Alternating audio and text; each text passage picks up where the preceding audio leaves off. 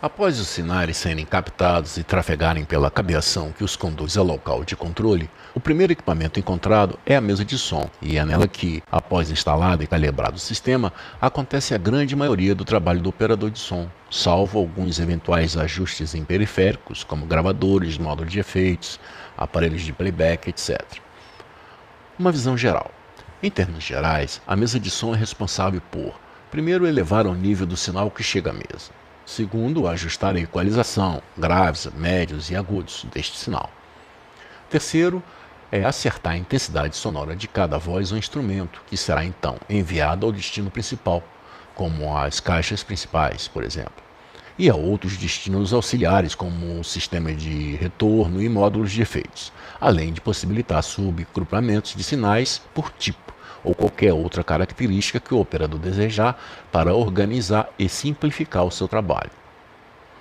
Vamos buscar compreender a razão por trás de cada uma destas funções, entrando em alguns detalhes de como isto ocorre dentro da mesa e comentando técnicas necessárias para que estes processos sejam realizados de modo a preservar a máxima qualidade do sinal.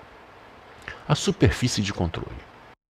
O primeiro processo necessário é a elevação do baixo nível do sinal mic, que em média, o valor nominal chega do palco entre 0 e 77,5 mV, a um nível line com o qual ele será trabalhado dentro da mesa e nos demais aparelhos do sistema após sair da mesa. Por ser a primeira das várias etapas de processamento do sinal, até que o mesmo seja enviado às caixas após a amplificação final, esta amplificação, conhecida por pré-amplificação, representa uma das mais delicadas tarefas da mesa de som, pois se os componentes ou circuitos desta etapa não forem de boa qualidade, os sinais que chegam captados do palco já terão sua qualidade comprometida desde o primeiro instante de processamento do sinal.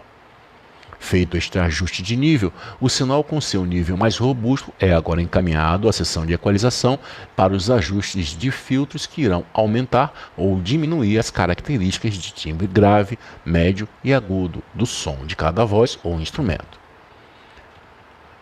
Após a equalização, o sinal passa pelos botões de endereçamento que se encarregam de colocá-los nos barramentos principais ou de subagrupamentos que serão enviados posteriormente aos barramentos principais após passarem por mais algum ajuste de nível e talvez processamento por algum equipamento externo da mesa, pois estes subgrupos podem ser acessados via jacks de insert de sinal.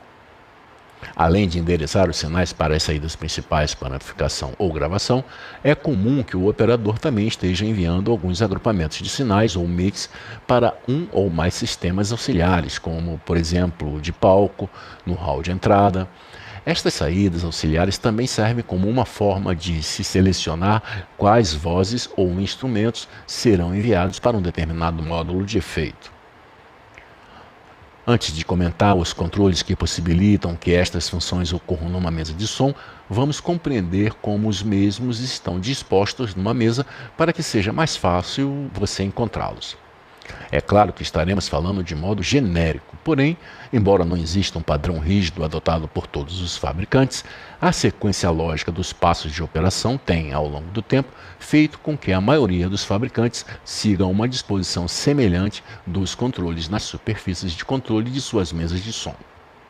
Assim sendo, o que normalmente ocorre é que temos os canais, ou seja, os circuitos encarregados de receber e processar uma única voz ou instrumento, alinhados no sentido vertical, com referência à posição do operador, ou seja, partindo dele para a parte mais distante da mesa, e o agrupamento de funções semelhantes na horizontal, ou seja, com seus botões correndo um ao lado do outro, canal por canal.